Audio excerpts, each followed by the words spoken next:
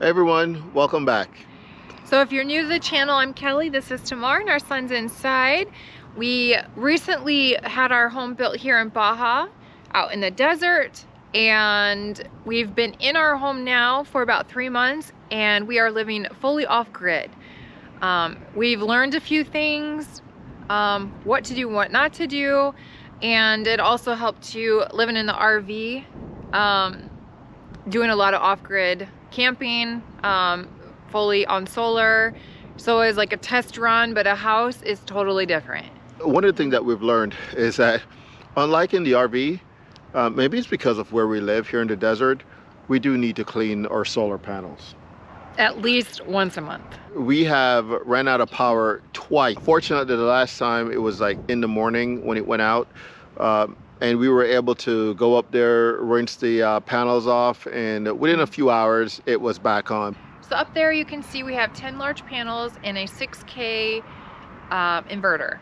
Now, prior to us getting this system, we had never heard about Growatt before, and no lies, I did not want it.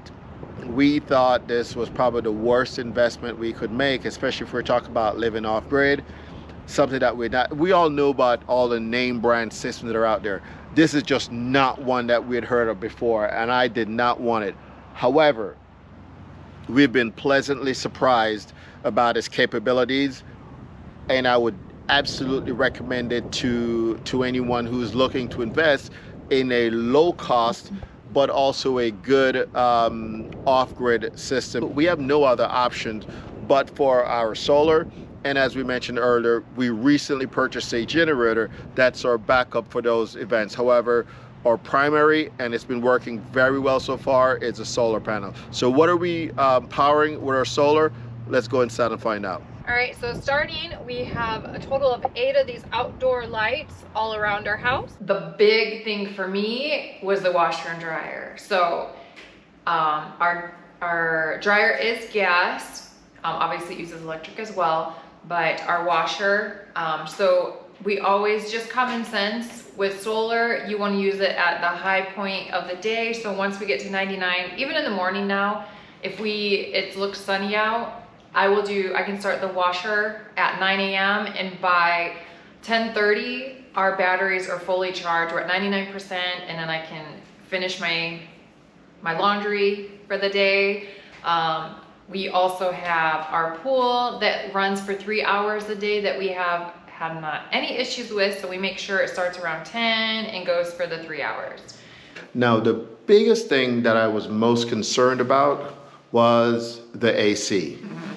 Insert AC. So we have 2 ACs. They're 1.5 ton, correct? 1.5 ton in here and in TJ's bedroom.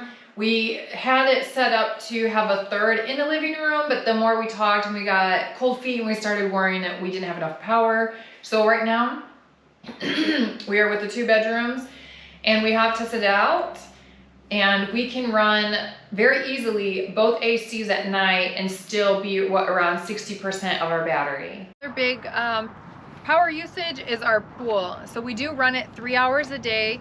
Again, like the washer and dryer, you want to do it when the sun is up and it's strong.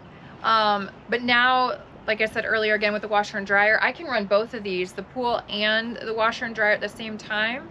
And we can still, when everything is running, get up to 99% on our battery.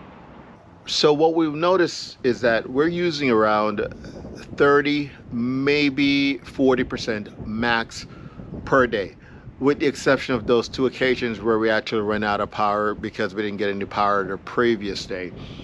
And that's with that, the 40% is when we use both ACs overnight, one night. But right now, each day, we're about 30% when we wake up in the morning, depleted.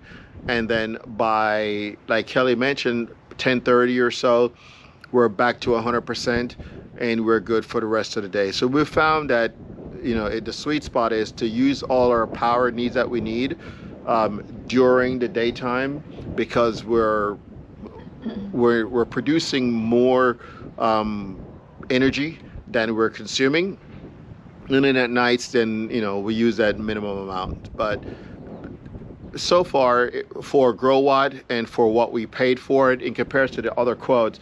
Now, I'll be very honest. We had gotten quotes from other solar companies, and they were like 50 something thousand, some of them. Now that included the generator and everything else, but we don't have that type of money to invest in this type of system.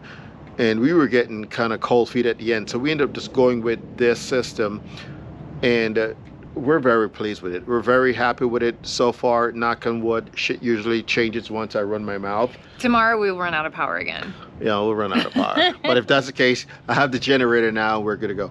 And the next thing is, you want to make sure you have a company or someone that you can call if you're running solar and you're not familiar with it, because we've had to call in a local company twice so far to help us out to get out of a jam, you know, whether it's us needing to install the plug for the generator or something of the sort. So you want to have someone that you can call. But if I had to do it over again, would I go with the company?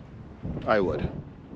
Okay, well, that's our quick review on Growatt, and we've been using it since March to now, and now is what? May. We're in May. March, April, May. So 2 months, and we're honestly very pleased with it. Pleasantly surprised, for sure. Yeah. Yeah. Yep. All right, well, that's it. Don't forget to like and subscribe and ring the bell so you can be notified next time I make a video. Hasta luego. Hasta luego. Don't forget to like and subscribe and comment down below.